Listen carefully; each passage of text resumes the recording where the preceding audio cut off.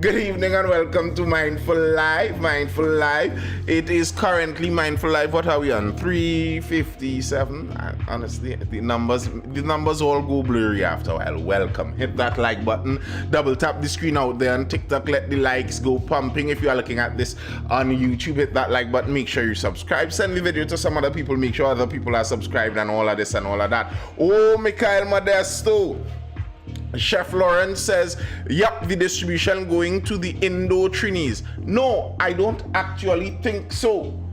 Who was it? One of those American comedians that said, it's a small circle and you're not in it. Thank you, Ange. Appreciated. Hey, good birthday, good birthday. Birthday of strong people. Yeah, and this is a problem that I see so regularly when I look around in Trinidad and Tobago, that so many people vote according to a certain demographic that they believe they're aligned and allied with. Yes, Mikhail, we spoke about that. They not only won, they convincingly won. They blew out Tobago. But yeah, they think they're allied with them. But the coconut vendor, I believe some people dug up some things on him and whatever. But the coconut vendor is a UNC guy, and $19,000 is moving from his hands into the public sector. The public sector, the PSA, the Public Sector Association, the union in charge of the public sector, I am sure if you were to look at a demographic breakdown of the PSA, it's majority Afro-Trinis.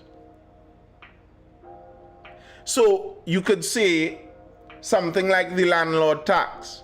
I am sure many Indo-Trinis will say that's something that's going to hit the Indo-Trini population harder. Where I'm from, Trinidad. Yeah, many people will say that. And you're hitting them harder, the private sector. Many people will suggest, if you're looking at a racial breakdown of the private sector and the public sector, the private sector may be more Indo and the public sector more Afro. So if you're taking from the private sector to redistribute to the public sector, it's not about race. It's not about race. I don't think it's about race. I think some things may be about race. I don't doubt that there are racist people. I don't doubt that there are people seeking their own ethnic supremacy, their own ethnic benefit. I don't doubt all of that. I don't doubt all of that. But many of the moves aren't about race.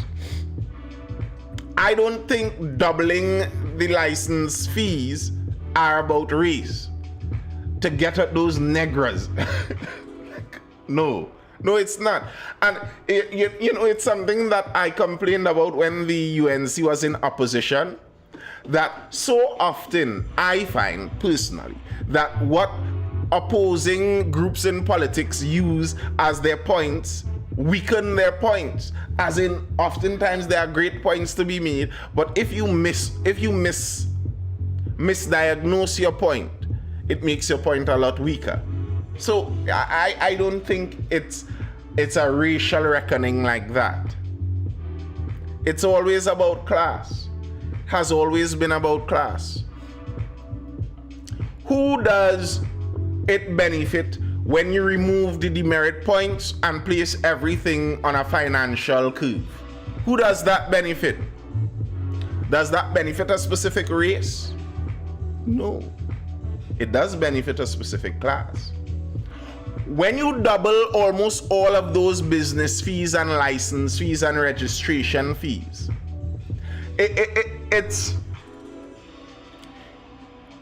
you have to imagine everybody on a ladder. There are some people at the top of the ladder, some people down to the bottom. When you shake the ladder a bit, the people who generally fall off are those at the bottom. That's just how life goes. That's just how life goes. So the people that are going to feel it the most are the lower level people. When you make opening a bar more expensive, what you're actually doing is cutting out the small bars. So any bar that was running a profit margin under $10,000, it's starting to look like it isn't worth it to keep your bar open. So now we have a consolidation. All the small bars shut down, you go by the bigger bars. And then we are shocked when this lack of competition turns around and bites us in the bum.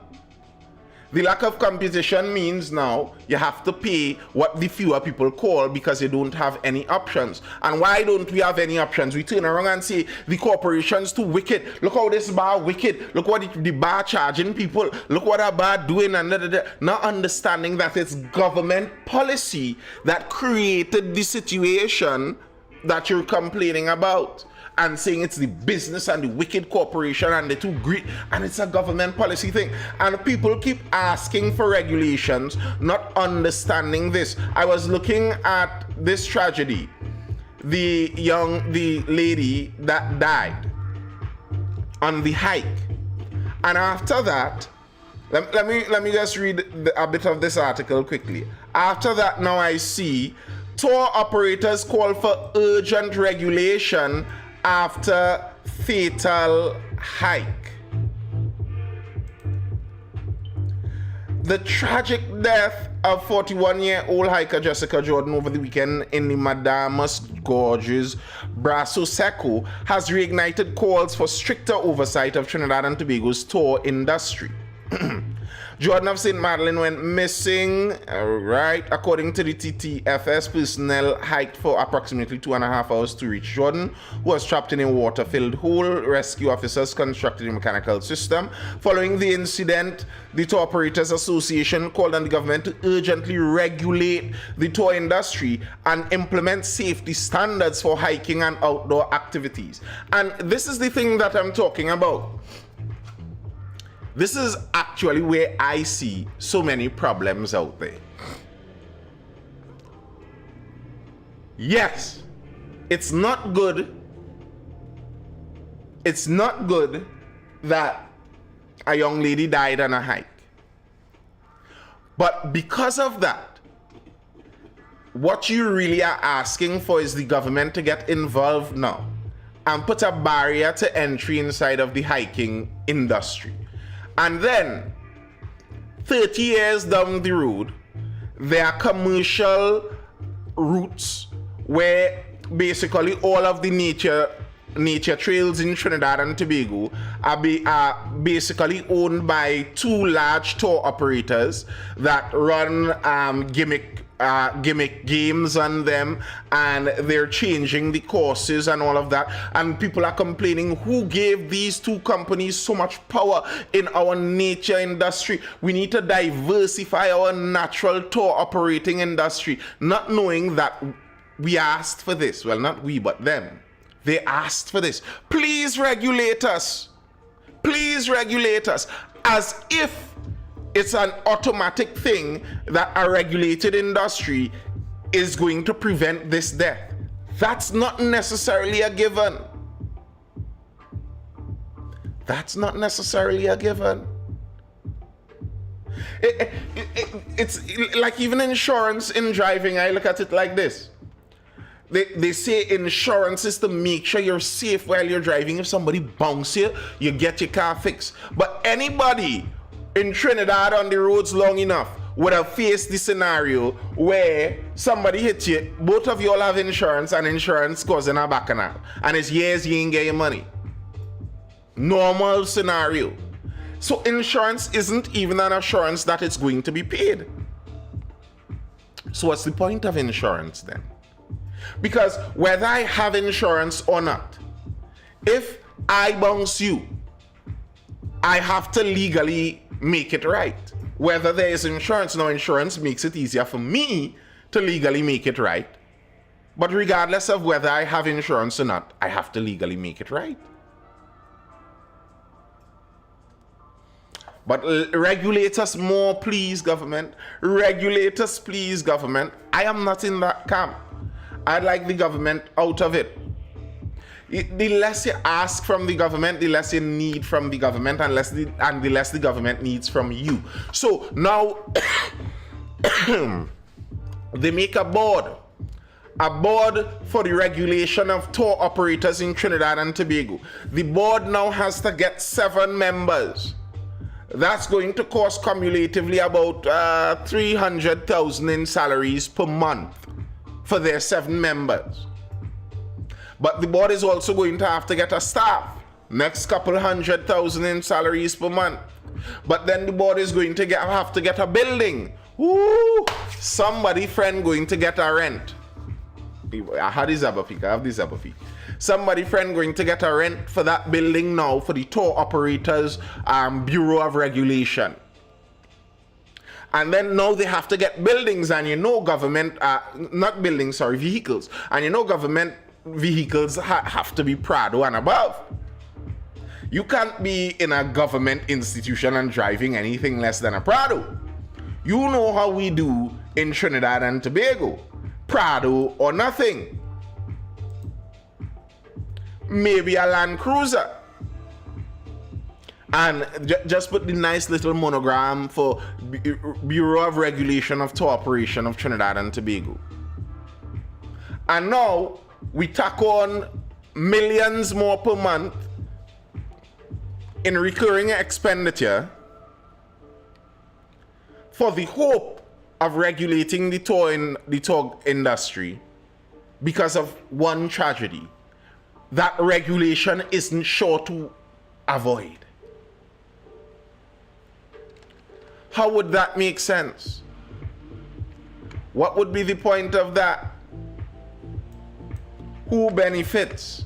And the reality is, most of the times, it's the largest businesses. The largest businesses benefit. That's why oftentimes when you hear about regulations, large businesses oftentimes lobby for regulations because some of these large businesses understand that they can survive a difficult regulation that would put their smaller competitors out of business, out of commission. So yes, regulate us so that it puts my competition out of business and I am able to survive this regulation. I could put the overhead fee. Even if it's a bus for me, I could continue for a little while selling at a bus just to put my competition out of business.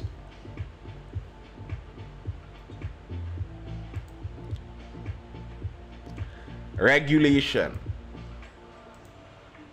And on that business note, higher traffic fines add hidden costs for businesses, Confederation of Regional Business Chambers. Since the presentation of the national budget, Trinidad and Tobago has recorded fee increases across multiple sectors, prompting concern from business groups about rising operating costs, preparedness, and the potential impact on investment and employment. Sunday Express Business spoke with several business organizations, including the TT Manufacturers Association, the Confederation of Regional Business Chambers, and the Greater San Fernando Chamber of Commerce to assess how the measures are expected to affect businesses, particularly small and medium-sized enterprises. President of the TTMA, Dale Parsons, said manufacturers have expressed mixed concern about the scale, timing, and implementation of several new and increased charges, including electricity surcharges, NIS contributions, container examination fees, and other taxes. He said these measures are expected to raise operating costs, particularly for manufacturing SMEs. The cost in manufacturing is expected to increase because it's going to cost more to get those raw materials in. It's going to cost more to do business. It's going to cost more on the road because one of these businessmen in the article later on spoke about it. It's not necessarily that the businesses would have bad vehicles on the road, but in terms of risk, and in terms of calculating into your business risk portfolio, you're going to now have to increase the amount of money you set aside for fines because it's going to be expected as part of doing work, as part of doing transport on the road, that one of those discretionary traffic fines are going to find their way into your fleet. Very likely. Because just the increase of enforcement increases that risk. So now you have to calculate that into your bottom line. And when it's calculated into your bottom line, it has to go into the cost of your product now. The cost of your product now has to include with it the increased cost of transportation on the road with the risk of the traffic fines. Cost of doing business.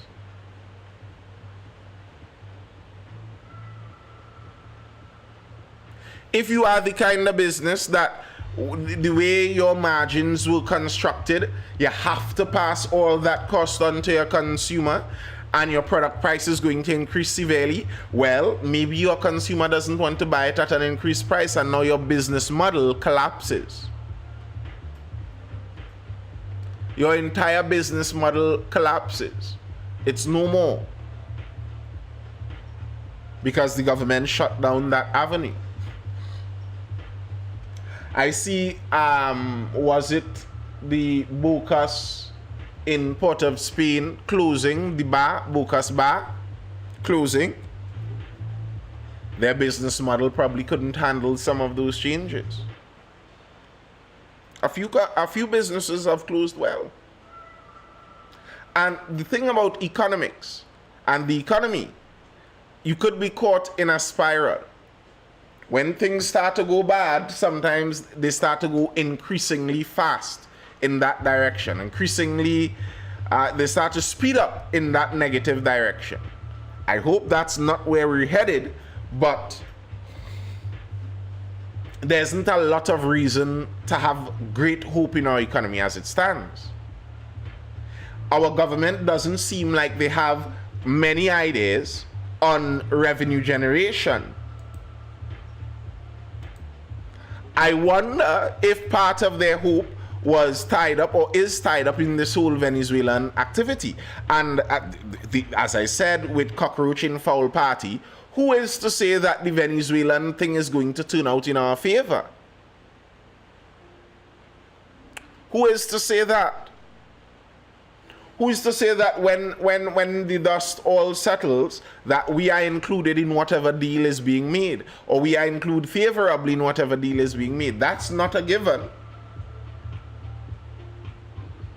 And I'm not sure what cards we have to play that could force that to be a given. Could force it to be that they have to give us a really favorable deal. Why?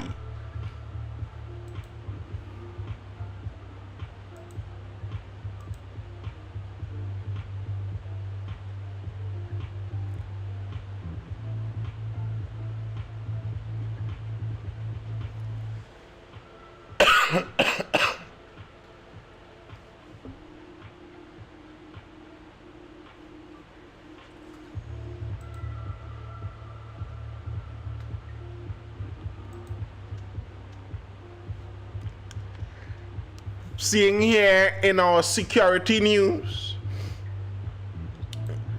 on the homeland front, after SOE, we done pulling out from saying we assisted US. After SOE, zones of special operations could be next. Listen, we are the small fry in such an interaction. Whatever deal we could have made, it wasn't worth it anyway to me. If you were depending on it all coming in your favor in the end. I don't think that's how that's going to work. I just don't. The USA is looking for their best interest, which makes sense from their perspective. But their best interests very oftentimes would not coincide with our best interests also. That's just the reality. After SOE, zones of special operation could be next. You could nearly forget that we are in an SOE. Yeah? You could nearly forget. Already a year since the lawyer was murdered on New Year's Day. Over a year since then. And the SOE that triggered. And here's the thing, Ronnie. Here's the thing that bothers me with this. If we can't tell what the SOE is doing, but they're keeping the SOE, why are they keeping it?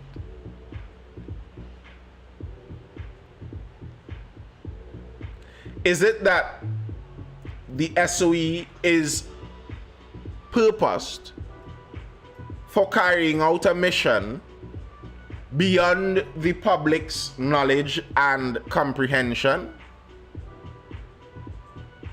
Is it purely coincidental that the SOE occurred during the operation in Venezuela?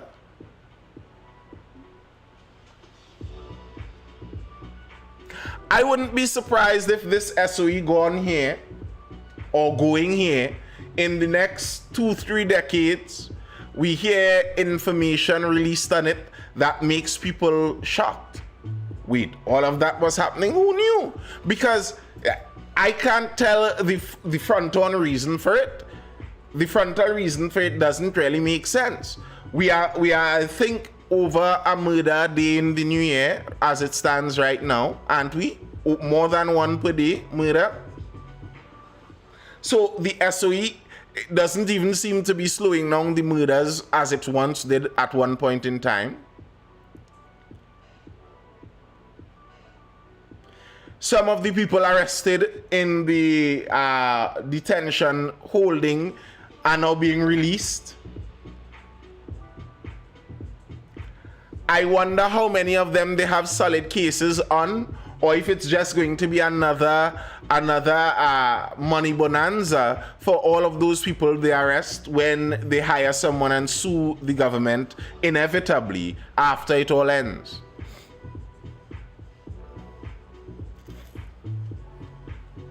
What is the permanent forward action that was taken during the SOE that created a permanent change in the crime situation in Trinidad? What was that?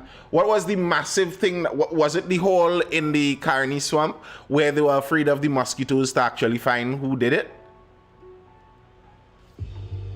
What is the thing that this SOE really fixed going on forward? And easy like that, we are now one of those countries. That are seemingly in perpetual state of emergency. And the reason globally that is not seen as a good thing is because it gives governments and politicians authority and power beyond what is agreed to constitutionally. The constitution of our country is basically the social agreement. Now, granted, you just born in this place, they didn't ask you to sign on to any constitution, so the constitution isn't like it's really from and of the people per se. But all right, we work with what we have. And the idea is we all agree to this, and nobody is beyond this. The state of emergency allows politicians to get power beyond that. This is power beyond what everyone in this society agrees we should have.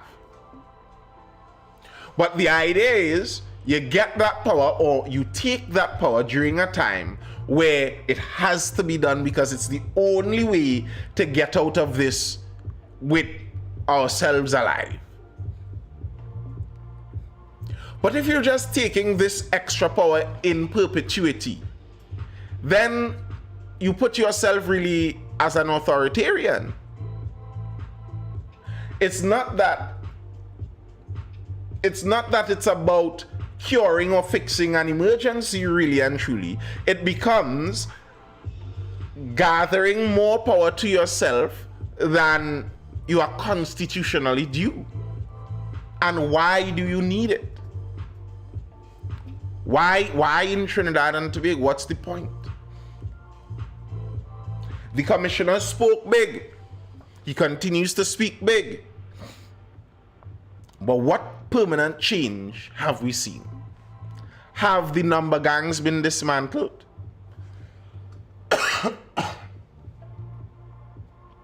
They said at the beginning, the activity that the US was doing was about drugs. Have the drug networks been dismantled?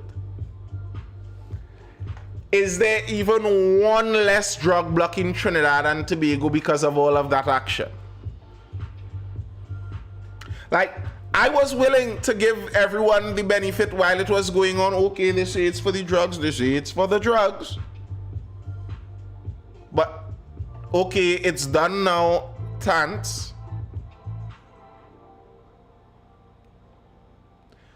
The operation out in Venezuela is basically wrapping up.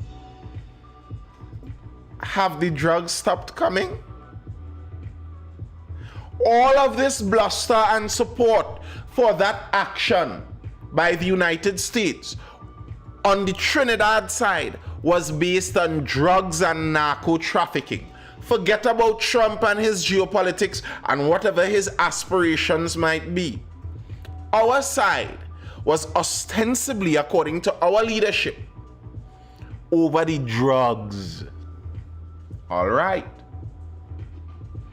What progress have we gotten? Have any major drug networks in Trinidad been shut down? What's the major arrest of the drug kingpin in Trinidad? When did that happen?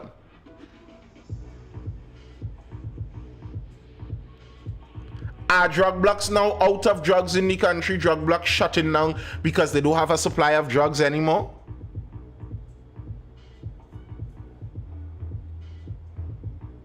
Like, okay, we gave you the benefit, at least I gave you the benefit. We're listening what you're saying, it's about the drugs. Yes, we do have a drug problem. We do have a narco trafficking problem. Yes, we're aware some of it comes from South America on those boats and all of that. Okay, we see that. But where's the benefit now? Okay, you did it. Now what?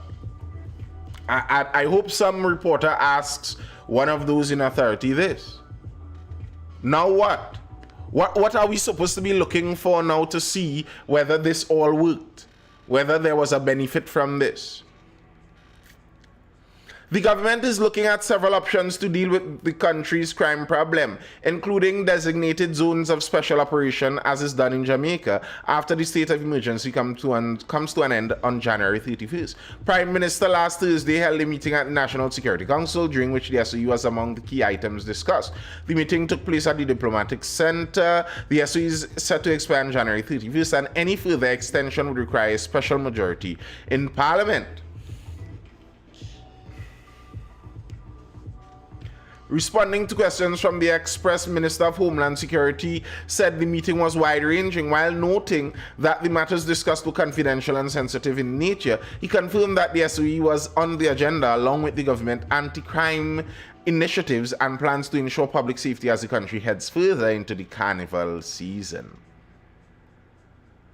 Under Persad Bissesso's government, the SOE was first proclaimed on July 18th last year, following intelligence about a prison-based criminal network planning to target key officials and institutions. The declaration granted law enforcement extended powers to search, arrest, and detain without the usual constraints.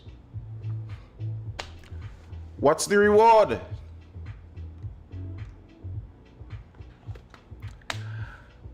A year on from the first start under the last administration, what's the reward?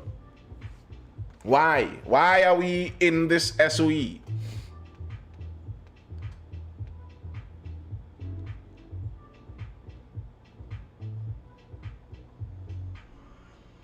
I saw Newsday is about to close down. Yikes. Media bodies warn of democratic and industry fallout as Newsday winds up operation. The impending closure of the local daily newspaper after 32 years of publication has triggered an outpouring of concern from media practitioners and regional organizations. Many have described the development as a major blow to journalism, media diversity, and democratic discourse in TT and the wider Caribbean. On January 9th, the company announced that it petitioned the High Court to wind up operations, and the first hearing is on January 19th. The TT Publishers and Broadcasters Association said it was saddened by the news that the newspaper was winding down operations. It described the loss as the result of a convergence of economic, technological, and structural pressures affecting the media industry.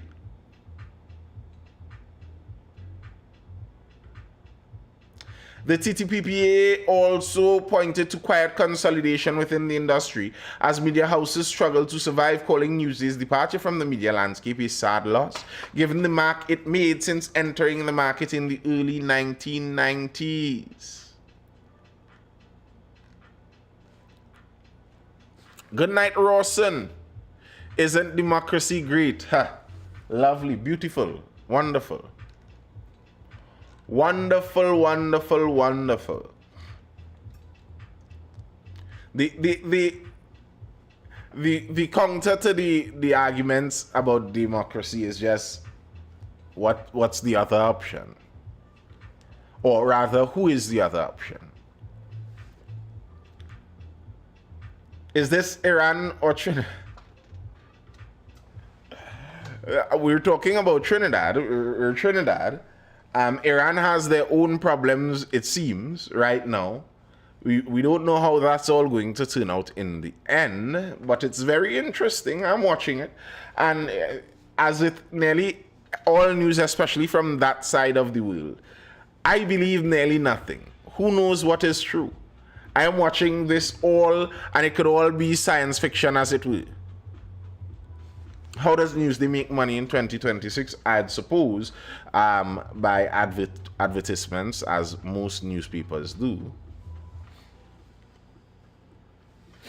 That's why, like the Venezuela issue, I could speak a little more with at least a semblance of confidence more on the Venezuela issue, because you can actually look around and speak to Venezuelans, and I have spoken to Venezuelans, and this idea that there aren't really Venezuelans that are happy that Maduro and his regime is gone is not true. They are ecstatic about it. They really are.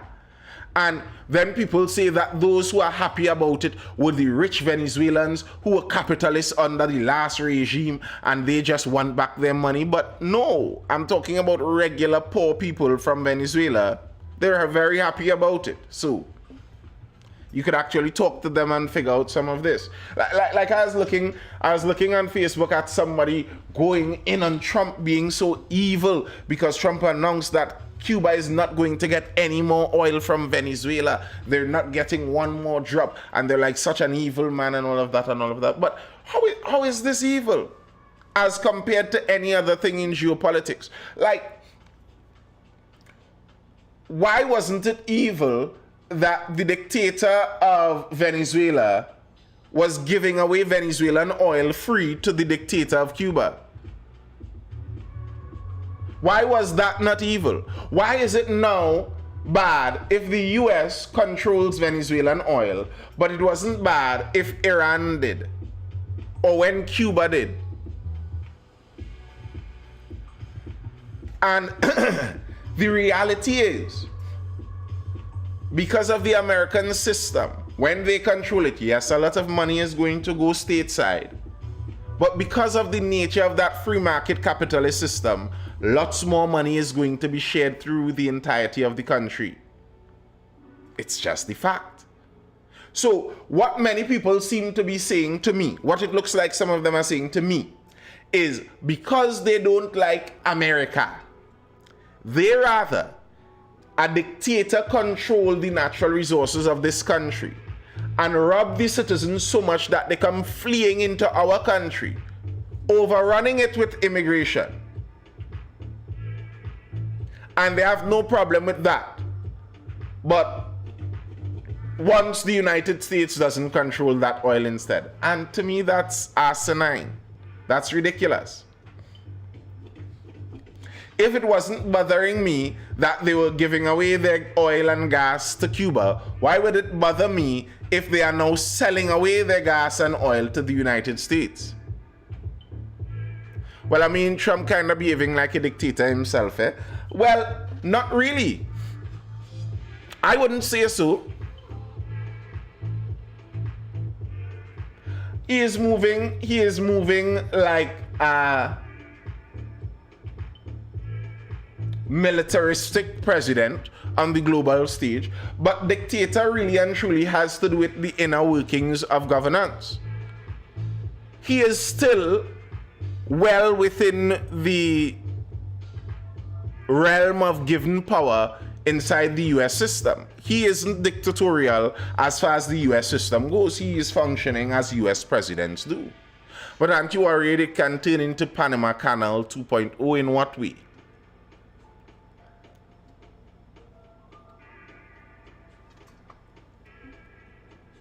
What way can it turn into the Panama Canal 2.2? But yeah, I would say he's moving highly militaristic on the global stage, but that doesn't necessarily make him a dictator internally to his country.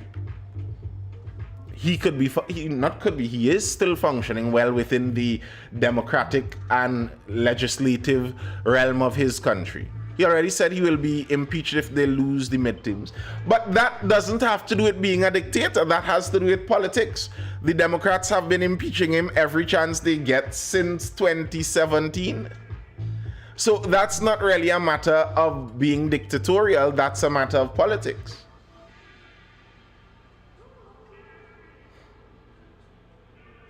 They didn't give Panama back their canal for years.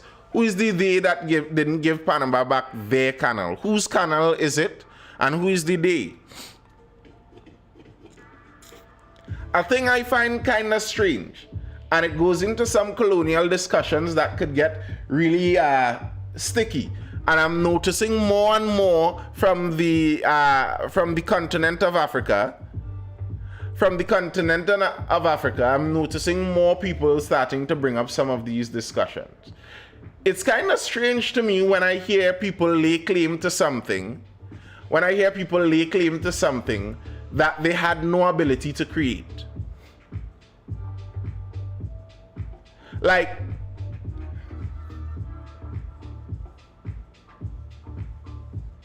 my oil, but you had no technology to use any of the oil.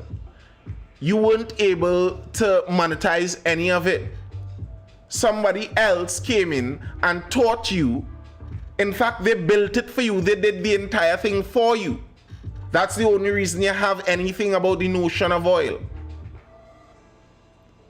And then all of a sudden it's my oil.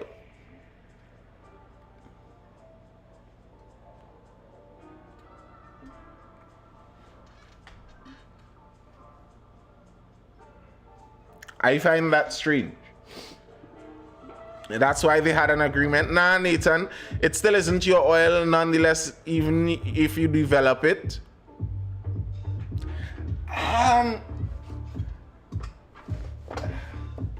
So whose is it?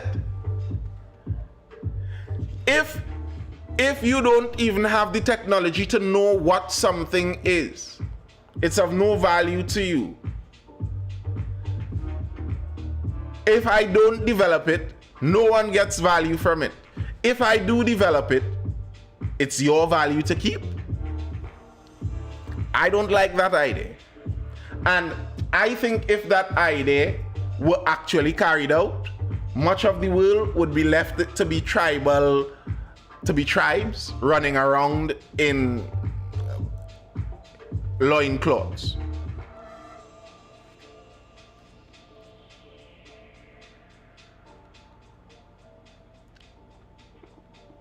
Something having no value still doesn't mean it's not. Well, yes, I agree. Something having no value doesn't mean it's not yours. Yes, and I agree property rights should be very important and all of that. But that's why deals are made the way they are made. That's why deals are made the way they are made. That's why those deals are made so lopsided. So basically, you support ruthless imperialist capitalism. To some extent, yes. And without ruthless imperialist capitalism, as you might look at it, the world would have been backward.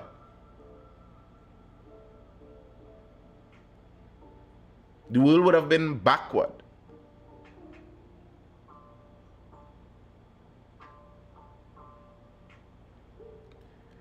Then there must be, of course there would be wars. That's why there are wars. And the truth is, even without capitalism, there still are wars. The wars would still exist. It's just the point for the wars would be to leave us in squalor.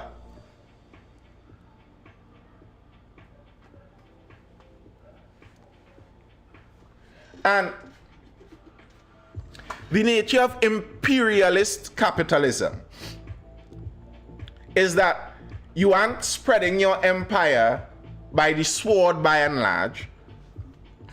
You're spreading your empire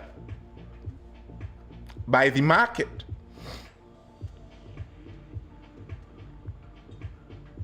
Imperialism has to do with empire building. You're spreading empire by markets. And the reason I would say that is when I look at geopolitics and the history of the world as we see it, it's always one empire or the other. The history of the world has been imperialism, and it's not going to change. The history of the world has been imperialism, and it's not going to change. Many Africans speak like the Europeans invented imperialism, not understanding that Africa had empires long before.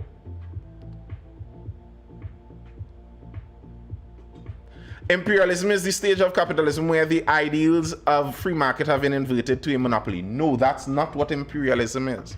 Imperialism has to do with the formation of an empire. That's what imperialism refers to. The world is kind of fed up of that model. Of which model? Of which model is that, Sword? The empire building model, because China is still attempting to do it, Russia is still attempting to do it, the Muslim caliphates are still attempting to do it. So which part of the world is fed up of that model?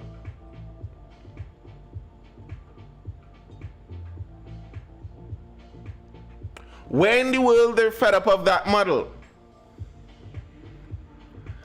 Rhythm Rider says might is right. To some extent, yes, to some extent. And even if you're fed up of might being right, how do you change it? With might? That's the irony of it. I'm fed up of might being right. So what I have to do is get mighty to change that. Nathan, China isn't holding nations hostage. So what? Sword, have you watched no content from Africa regarding what China is doing to their economies? Imperialism is not a stage in capitalism. Capitalism, as referenced this way, it was the word coined by Marx and those guys to refer to the free market system. Imperialism existed since the dawn of civilizations. Imperialism has to do with the creation and domination of an empire ruled by an emperor, if we're getting literal. And if you deliteralize it, so it's not necessarily about an empire and an emperor ruling it, you're talking about a hegemony, a ruling class of a specific nation or group that is attempting to spread their power and influence to rule over multiple nations and groups. That's what imperialism is about. You are mistaking imperialism because you looked at too many Marxist propaganda videos.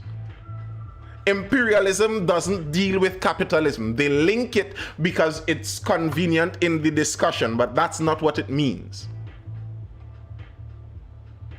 But they're not winning those swords, so that's not an if. That's not an if. They can't win because they can't reproduce, so that's not even an if. So get on the actual winning side. But China is indeed holding nations hostage. And holding them hostage with inferior products. Holding them hostage with inferior products. They go into your nation, give you a loan to build a massive infrastructure project that you are unable to pay back for. They build it with shoddy workmanship, but you still owe the full price. When you cannot pay it, they foreclose on it, and now they control shipping through Africa. We are talking about the bourgeois empire of industrial capitalists at the imperial state. So you are talking about Das Kapital and Marx's writings. I'm not talking about that. I'm talking about literal imperialism. The word imperialism and the meaning of the word imperialism. You can Google it. Why does the socialist narrative still so strong in a culture like TNT? Because people have long eye. That's why. People's eyes are long. I have recognized this. Socialism isn't about caring. Socialism is about envy. I didn't say American imperialism is a good thing. I don't. If I said that, that slipped out and that's wrong. I didn't say it's a good thing. I say it's the way of the world. And it has been the way of the world. That imperialism has been the way things went. And I said, I prefer imperialist capitalism because other than that, you can have an imperialist socialist movement, which is what Russia was, the USSR. And if you're trying to spread empire with socialism, no thanks. I'd rather free market, even the consumerist nonsense, I'd rather that being the empire any day. And most people, if they're being honest, do rather that too. Just ask the Venezuelans. Do they rather the socialist empire or do they rather the capitalist empire? Like, be real. Nobody is lining up to go to a socialist country. Where's the waiting list for a socialist country? But as I was saying socialism is about envy. I've realized that. At the core of it, it's envy. Because it's not about everyone really surviving. It's about, look how much Elon Musk has. That's regularly the point that socialists make. They point at the rich and say, look how much they have. But free capitalism does not help so-called third world nations, but it does. But it does thwart just a little dribble of free capitalism rose 1 billion out of poverty in China. Everywhere in Africa that they just open up a free market in blossoms. The reason Africa cannot prosper is because they keep following the same socialist mantra that they held post-colonialism. This post-colonial socialist kind of ideology they still hold, so they have 1 million regulations. We spoke about regulations before. They say Africa is the most over-regulated continent. Everything has regulations. Yes, the regulations aren't kept well, but what the regulations allow is corruption. So now it looks like all of these black people just corrupt. No, it's not that corruption is inbuilt in the black gene. No, it is over-regulated. So now you give opportunity for the middlemen in government to be corrupt, just like Trinidad and Tobago with our overregulation. If you increase the licensing regulations, you increase the ability for the licensing officers to be corrupt. But Nathan, internal United States is socialist. No, it is not socialist. There are lots of social policies. There's an increasingly large social net, but a lot of people on the Trump side that you don't like hate a lot of those social policies and are trying to remove them. But yes, they do have a lot of social policies, but no, they're not socialists. They aren't socialists. And you know what gets me?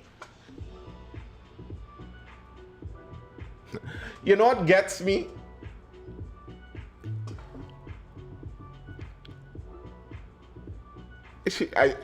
What gets me actually distracted by what Fraser said. I haven't heard any actual critique of socialism and its policies, just socialism bad because USSR. No, socialism is bad because you cannot take from one and redistribute to the other fairly. Who determines what is fair? The workers cannot own the means of production because everybody can't own everything. What it ends up being is the head of the union or the head of the government owns everything. And how is the government owning everything a solution? Do you think the government owning everything is preferable to free market and individuals owning it? No, it's not.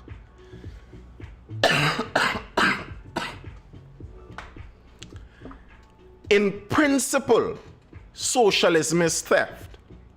In principle.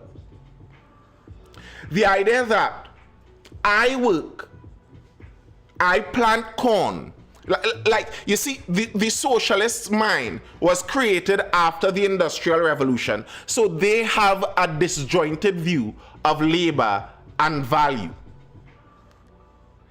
If socialism couldn't have even been conceptualized really good in an agrarian culture, because in an agrarian culture we know the reason this man have a barn full of wheat is because he planted a lot of wheat. So he has a lot of wheat because he planted a lot of wheat. To go now and take some of his wheat and give to the man who doesn't have a lot of wheat because the man who doesn't have a lot of wheat didn't want to plant wheat is theft.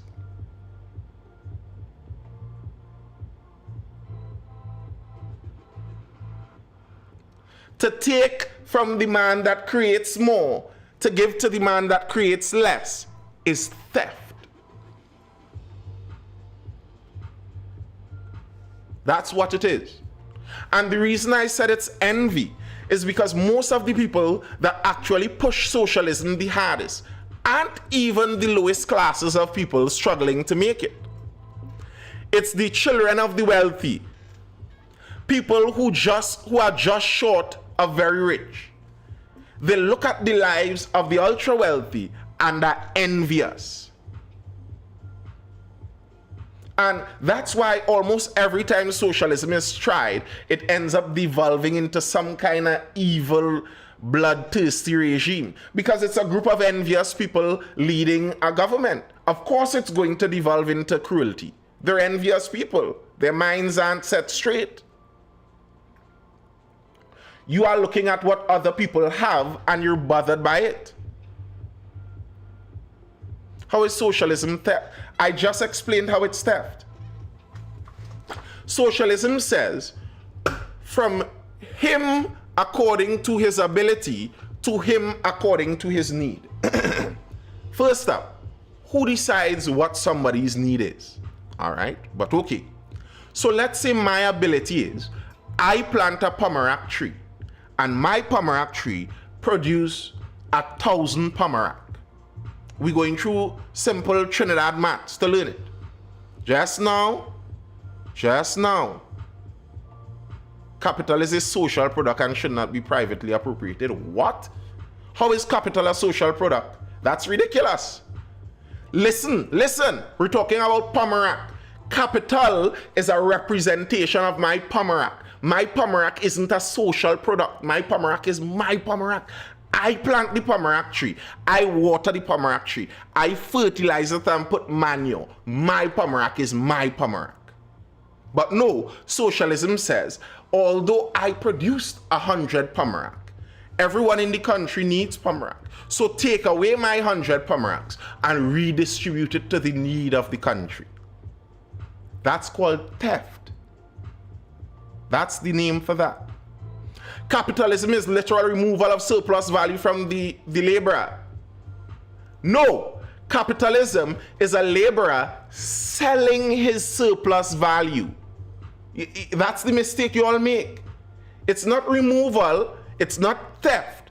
Capitalism is the laborer selling his surplus value. So, okay, I have muscles, I could work, I can work, but I don't have any money. I haven't accumulated enough resources to have a shovel, to buy gravel, to buy cement, to get the job. But I have muscles.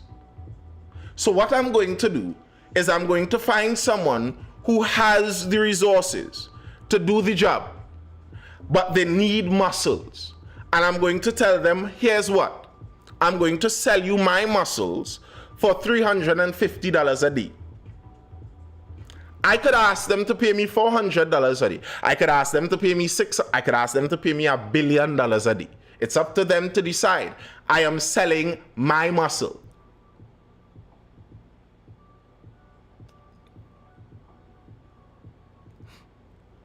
So, I sell my muscle for $350. Now, why would this person buy my muscle for $350? Because they know that they could buy my muscle for $350, utilize it in their project, and gain $500 from it. I sold my muscle. Yes, the contractor made a profit, but he didn't steal my surplus value. I sold it to him.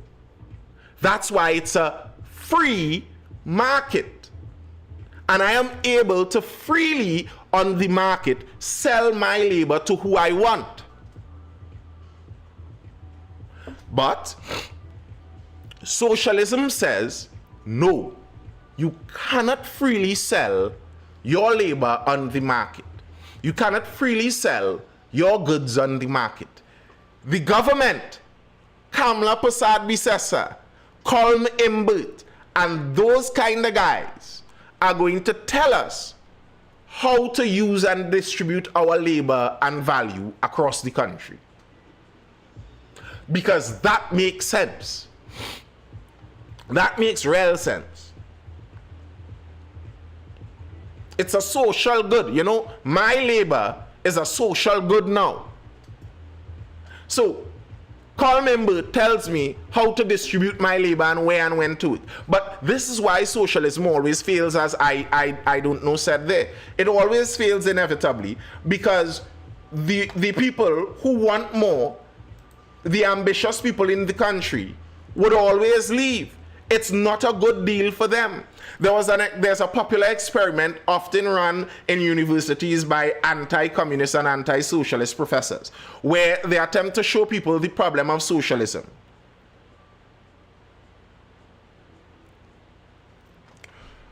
Which businesses existed in USSR? Show me that. Pull up that research and show me the businesses that existed in USSR. Show me that. But yeah, where a professor socializes the grades in a test. I think I've said this before. And inevitably, all these socialist-minded students quickly see the error of their ways when their grades are socialized. Because the first time a test is done, and the person who gets an A sees that their grade drops to a C, so that the person who got an F could get some extra marks to bring up their F to also a C. So now everybody gets a C. But remember, you did enough work to get an A. So what are you going to do the next time you get a test? Are you going to still do the same amount of work to get an A, or are you going to do the amount of work to get a C? Because your work isn't being rewarded. You don't get rewarded for work. So people don't want to do the work. So you end up in the system left with freeloaders. Because the people who are actually ambitious and want to gain more for their labor, they run away. They flee socialism.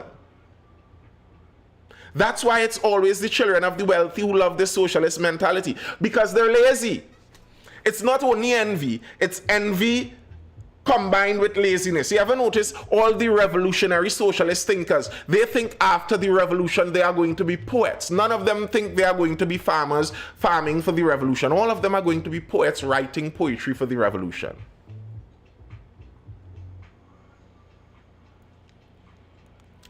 Even Lenin's new economic policy opened a free market second shadow economy.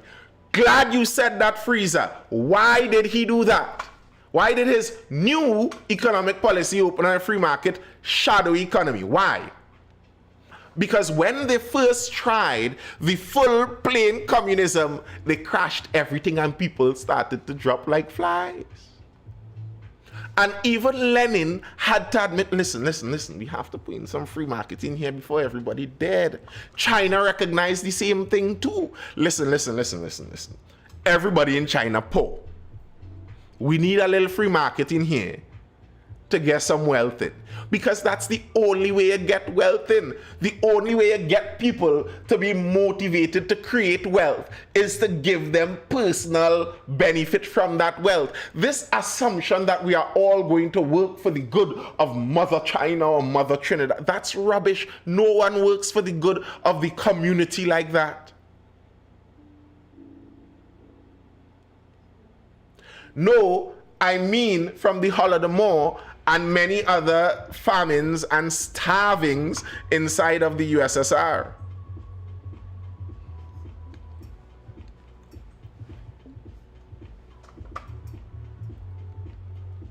And it's kind of amazing and scary that people would watch the USSR murder millions of their own people and then look around and say, we want to try that. I wish that the world was at the point where we looked at people talking about socialism the same way we look at people talking about Nazism.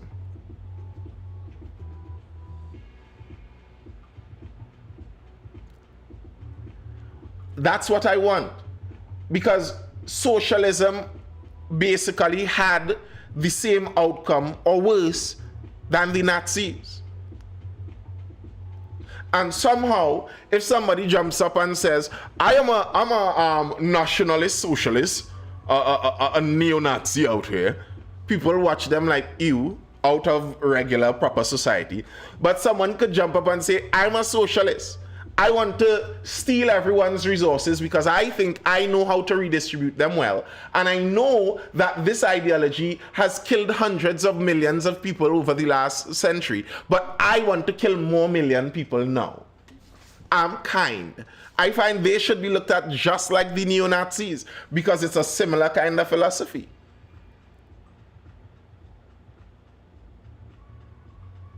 How much die under capitalist exploitation every year?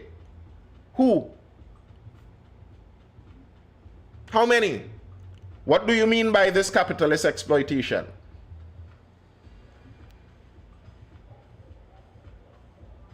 No. Do you know what the Holodomor is, Freezer? I feel like you don't know your communist history. But yeah, who dies in the capitalist system from exploitation? Who dies in the capitalist system from exploitation?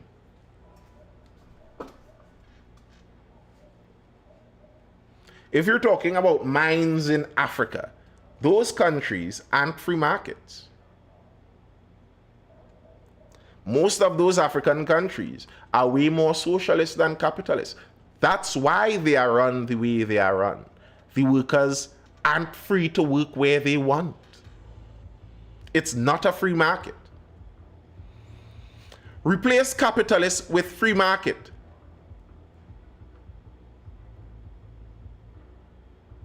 But the famine was man-made, Freezer. The famine was man-made.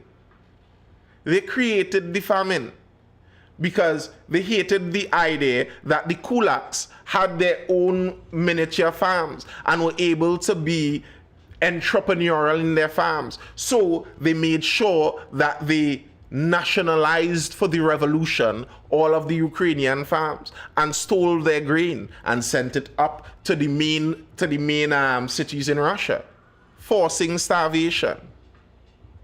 It's not some whoops, we didn't know. Oh no, that just happened, you know. It's the nature of the socialist system. A central body cannot navigate a wide economy that way. It just never happens. And when they attempt to do it with iron fists, it inevitably leads to death.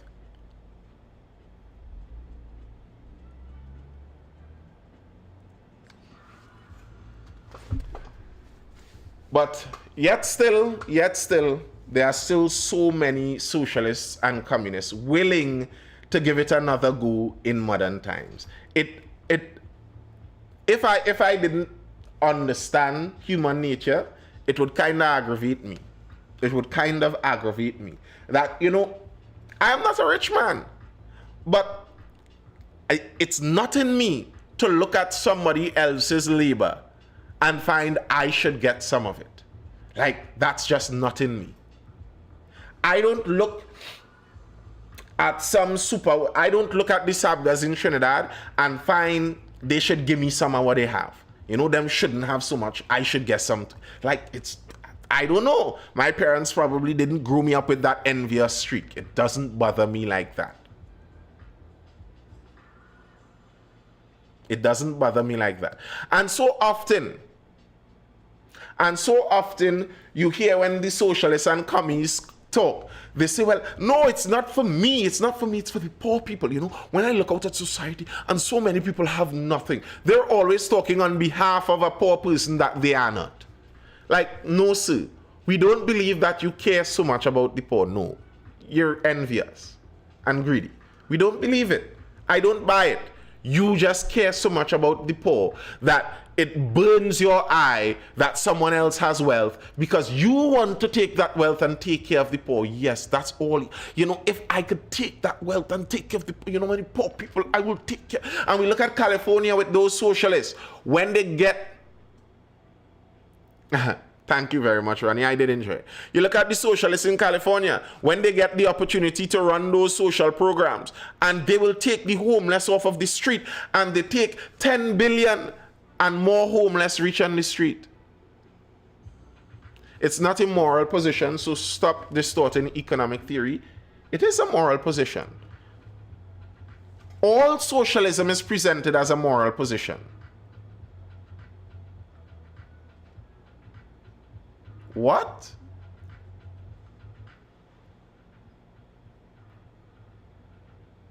Eat the rich. Nobody should be a billionaire. There shouldn't be any millionaires. That's not just economy. It's a moral position. It's a moral belief that all humans should live equitably. A moral position that stems its philosophy back to the French Revolution with Rousseau and those guys. Man is born free, and everywhere we look, they live in chains. Now, Frieza, you don't even understand that what you just said is a moral prescription also. It's a rebuttal to the violence and shortcomings necessitated under capitalism. You're in that. In that, you're saying the violence necessitated in capitalism is a moral shortcoming. Don't you get that? When you say shortcomings, what do you think it's coming short of? Like, the very idea of communism seeks to make a new human that has a new view of more. I think you haven't actually read Marx's work. The end product of communism, when communism is actually realized, it's a utopian ideal. It's basically formed out of German Protestant Christian ideology. That's the formation of Marx. Sir, I think you need to research your philosophies more. This is what upsets me. People are talking about things they know nothing about. The dialectic comes from a philosophical term, a philosophical idea that's seeking to put it into a moral positioning. All socialism is given in a moral position. All. It's all given in a moral position. The idea of socialism is not given in an economic position, that this is how we will all get richer. That is not the promise of socialism. It's not an economic promise. It's a moral promise that we are all going to be equitable. From him according to his ability, to him according to his need, is a moralizing statement.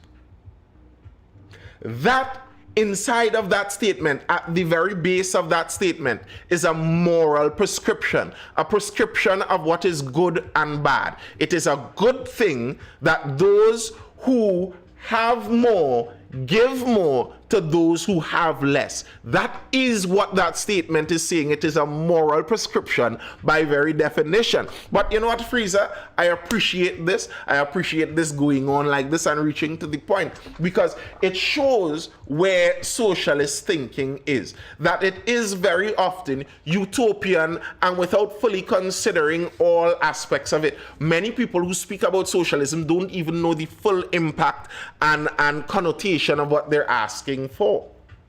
They don't even understand it.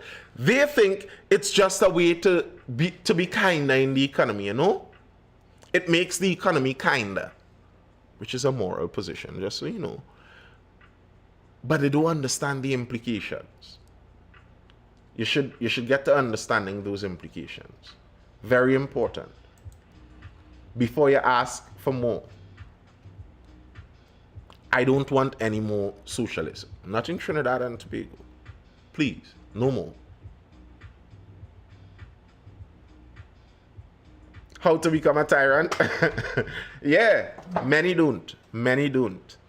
All right, people, that's all I have for now. I hope you're educated, informed, or entertained. I am Nathan Springer. This has been the Mindful Life. Nobody disagrees that violence happens during revolutions. The history of socialism brought Russia. Okay. I'm not speaking about the violence in particular. I'm talking about the ideology itself is flawed. It would always be flawed. It cannot work. Socialism is good for families. Beautiful. Run your family in a socialist manner. Leave socialism there. But is socialism a bad thing though? On a countrywide basis, yes. Socialism is beautiful in a family. Beautiful. I make money. My daughters don't make a cent. But they get anything that they need from my money. From me according to my ability, to them according to their need. Wonderful in a family. Wonderful. But if you start to spread that out across a country, it just doesn't work like that. It just doesn't. Socialism brought the abolition of slavery. Child labor brought workers' unions, women's rights. That's a heaping mountain.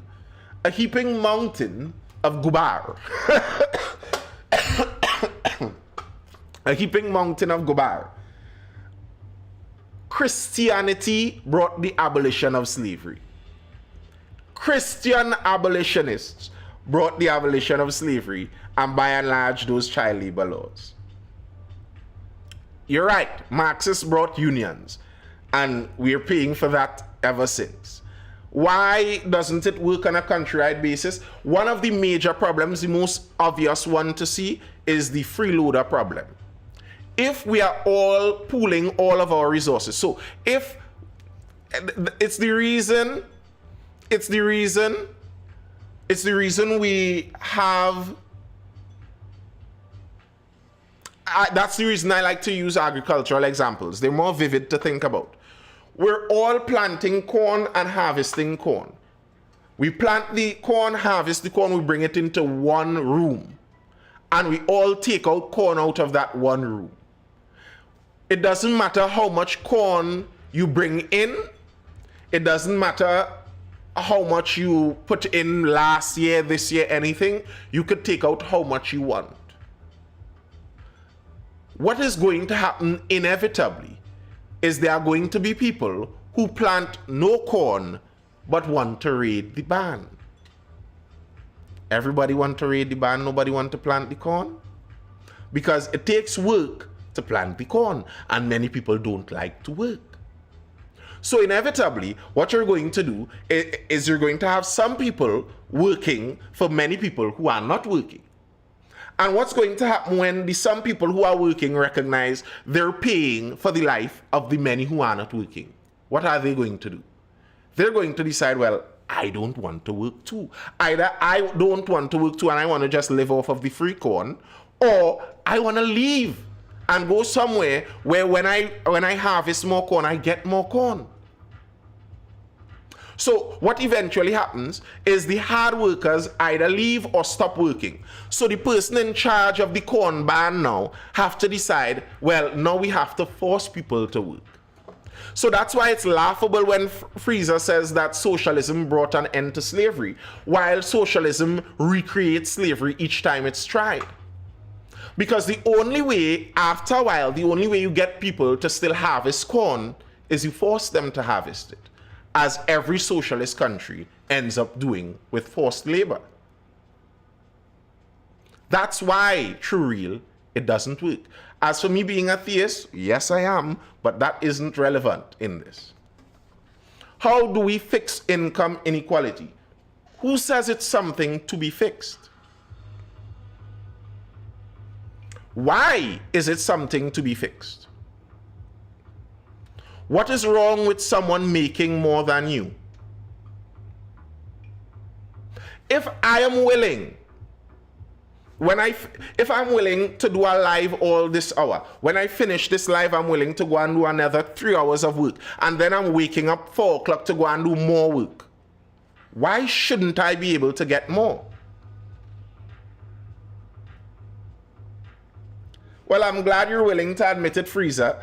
And I think people should look at people like you as they do a Nazi. Someone saying what you just said there should be like someone saying, I'm a Nazi, and I believe Hitler did the right thing. I'm not, I'm just saying I quote people. But I believe that's what you just said is tantamount to that, about the same thing. But yeah, who says that income inequality is something to fix?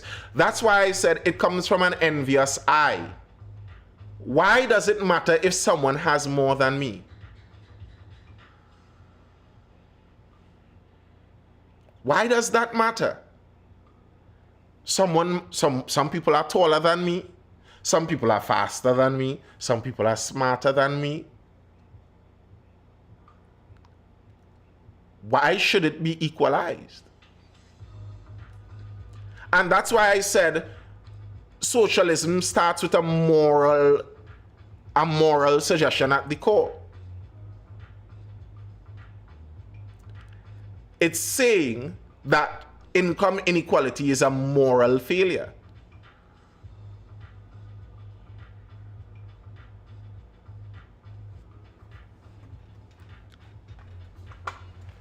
But I'm glad you all could see what a socialist actually believes from Fraser. He says people are dumb and violence is necessary. And he's a Marxist-Leninist. And people are dumb and violence is necessary. He believes in the Vanguard Party, etc. He is basically admitting that if you don't agree with him taking your money, he thinks he should be able to murder you. The Vanguard Party murdered the Tsar of Russia and all his children in their homes while they posed no threat. They were already arrested. They murdered them in their homes. That's who this guy is admitting he is. That's why I said these things people should look at you like a Nazi when you say things like this. This is a murderous, thieving ideology. This man is saying, I believe I should have the right to steal from you, and if you put up a challenge, I should have the legal right to kill you for your goods, because I believe I know how best to redistribute this, and I'm doing this so the country would be good. Y'all really fall for this? Like, pause and think. Okay, there are some envious, greedy people that are already, their souls are sold to that bitter side. You really believe that these people have your best interest at heart?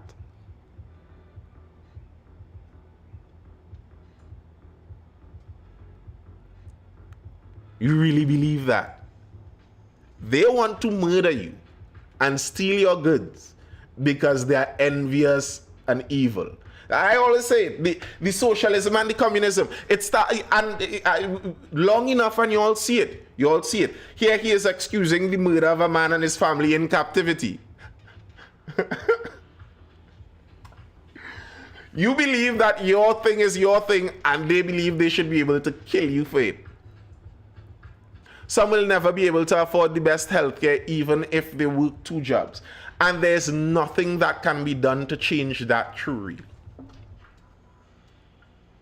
Some men will never be able to dunk a basketball regardless of how much they practice.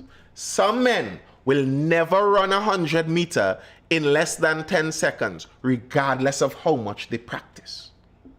That's reality. And the idea that a politician could make some decisions and change that reality is the trick that they catch you in to put murderers like Freezer in charge of you. And next thing you know, they're killing your auntie, killing your uncle, stealing your one little cow and telling you it's for the revolution.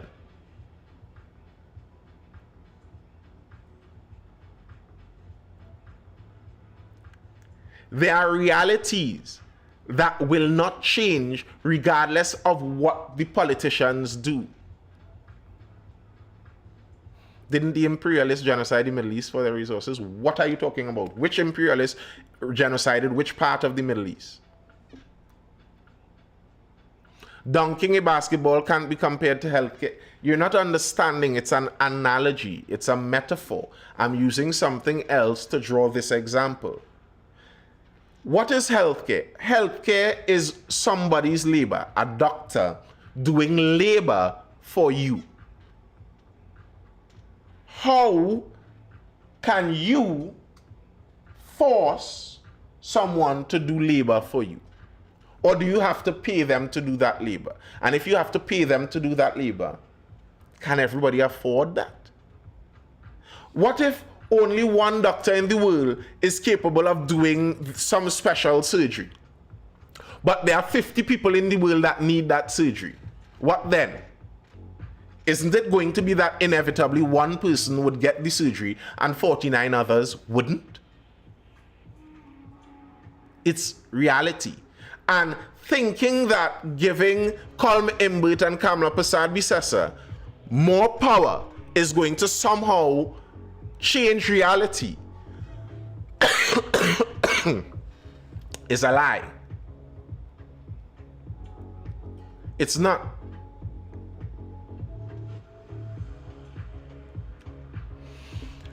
The West didn't genocide Iran, Iraq, Afghanistan, and Palestine. They did not.